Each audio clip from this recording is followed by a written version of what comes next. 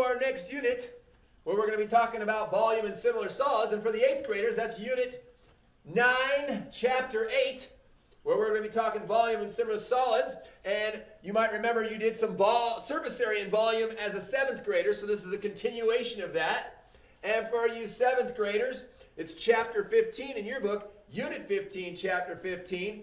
And of course, we are doing that surface area and volume unit all together. So we are today going to apply what we learned, and we're going to continue with our volume and find the volume of a cylinder, most likely using a formula. Our essential question, how can you find the volume of a cylinder? Now we should be able to relate a cylinder to a rectangular prism. First, let's recall, how do we find the volume of a rectangular prism? Who remembers? That's right, you should be saying it in your head. That's how you become a person of intelligence. You're thinking and you're saying to yourself, hey, I've got bases on this rectangular prism. In fact, on a rectangular prism, I have 3 sets of bases because their bases are any opposite, parallel, congruent sides. And we are more familiar with using the top and the bottom as the bases. And so when we find the volume, we take the area of that base, and that base for a rectangular prism is the shape of a, that's right, it's a rectangle. How do you find the area of a rectangle? Yeah, a lot of people might say length times width or base times height, either way that you want to write that. And then, how do we find the volume after we have the area of that base? That's right, we're going to multiply it. We're going to multiply it by the height, the distance between those bases. So it's the height of the prism, the distance between the bases. Now in your mind, I want you to picture a cylinder. If you can't picture a cylinder, think of this. That's right, a can of soup is a cylinder. And I want you to then look at the two, the rectangular prism and the cylinder. I want you to say, are there any similarities? Are there any similarities in these two shapes? Do they both have a base? Does the cylinder have a base? Well, I hope you said yes, because they do have bases. Cylinders do have bases. However, what is the shape of the base for a cylinder? That's right, it's a circle. So a prism has a base, a cylinder has a base. Is there a distance between the two circular bases on a cylinder? Yeah, can we call that the height? The distance between the bases? So for a cylinder, can we use the same formula that we used for the volume of a prism? Area of the base times the height. Yeah, we can. There's just one small little difference. Is the base of a cylinder the shape of a rectangle? No. So we got to come over here. How do we find the area of a circle, which would be the base of the cylinder? That's right. Pi times the radius squared would be the area of the base for the cylinder, and we're going to multiply that by the height. Man, not very challenging stuff. So you took some notes. You took some notes on the volume of a cylinder. There was a picture. I hope you drew one. We got the area of the base. Of course, for the base of a cylinder, that base is a circle. And to find the area of that base, we would use pi times the radius squared. And of course, the height is the distance between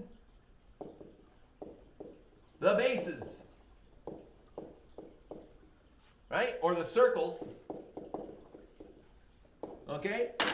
So it's all the same stuff, except now the area of our base, we just find that a little bit differently than we did for a rectangular prism.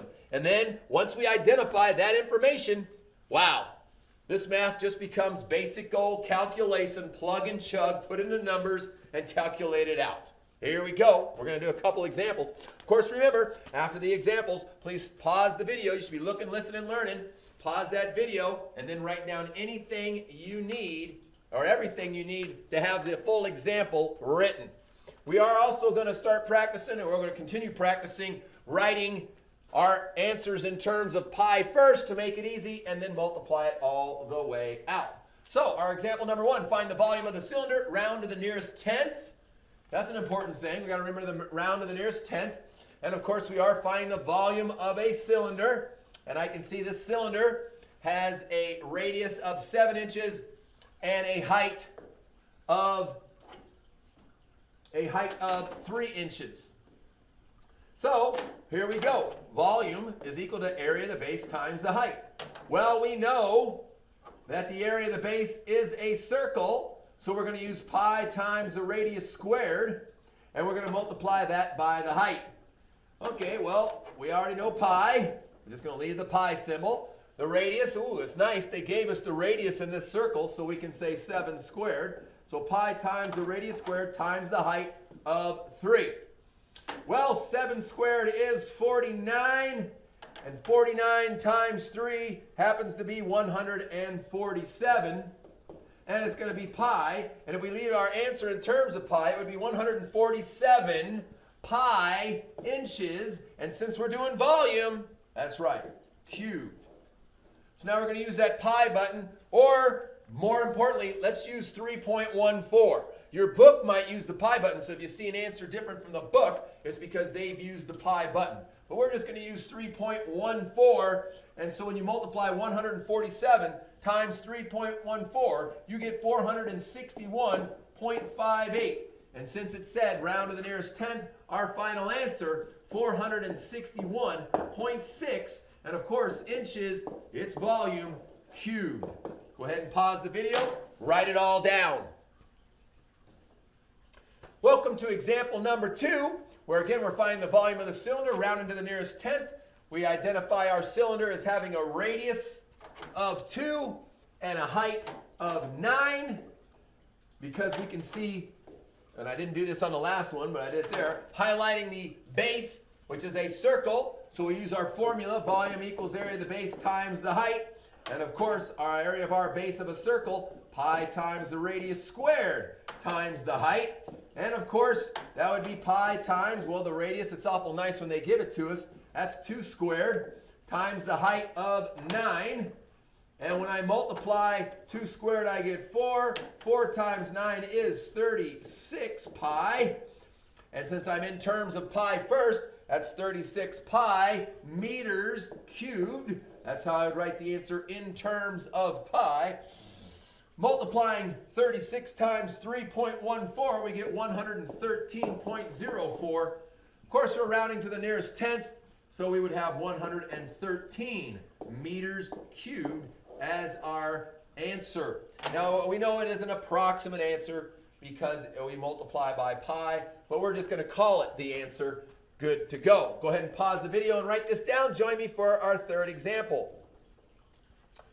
Once again, we're going to find the volume of the cylinder rounded to the nearest tenth, just continuing doing what we have been doing, identifying the parts of the cylinder, plugging it into the formula, and using whatever calculator or means you have to come up with an answer. Basic plug and chug. So I'm going to highlight the area of my base right here as a circle. I recognize that I have the diameter. When I have the diameter, I need to change that to radius. And I know that radius is equal to diameter divided by 2. Well, that's a terrible D. Diameter divided by 2, so that's 18 divided by 2, or 9. So my radius is 9. That equals the radius. And so the formula, volume equals area of the base times the height. I've got pi times the radius squared times the height.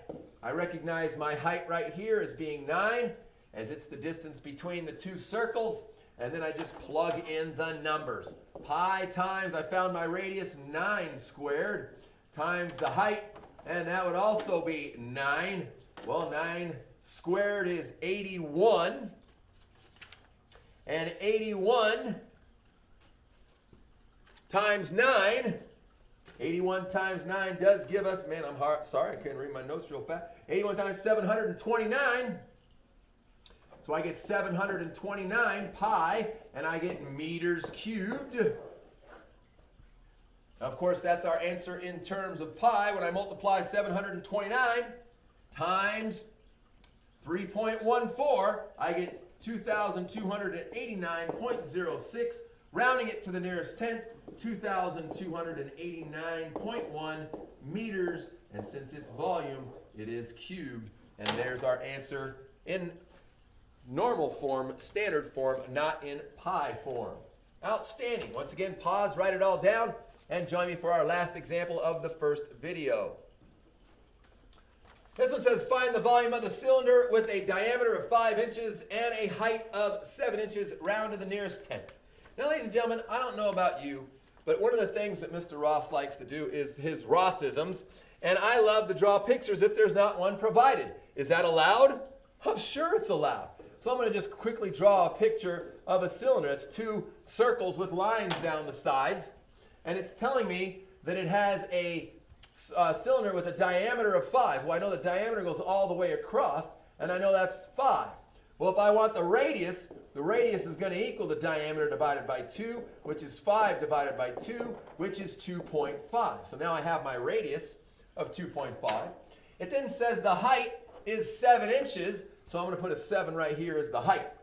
Well, now that I have my picture, I've got my radius identified, I've got my height, I'm going to use that formula. Volume equals area of the base times the height. I know that the area of the base is a circle, pi times the radius squared times the height. Plugging in the numbers, I have pi times 2.5 squared. Whoops, didn't like the way I wrote that. So it's pi times 2.5 squared and times my height of 7. Well, when I do 2.5 squared, I get 6.25. When I multiply that by 7, I get 43.75. And of course, that would be pi, and that would be inches, and that would be cubed. I could round that to the nearest tenth and call that 43.8 if I round my pi answer to the nearest tenth. When I multiply that by 3.14, I get 137.375. Rounding to the nearest tenth, 137.4 inches cubed as the volume of a cylinder with a diameter of 5 inches and a height of 7. Go ahead and pause the video, write that down, and then we're going to begin our quick write for the first video. That quick write right here, please draw a quick picture, label the parts, and then of course, using that formula that we just learned, la-di-da, write it out. Always write it out. Write out everything so it becomes very familiar in your brain. Fill in the numbers, plug and chug, get her done, and join me for video 2 after you take a quick break to relax that brain. Go ahead and tell your mama how to find the volume of the soup can. Nice.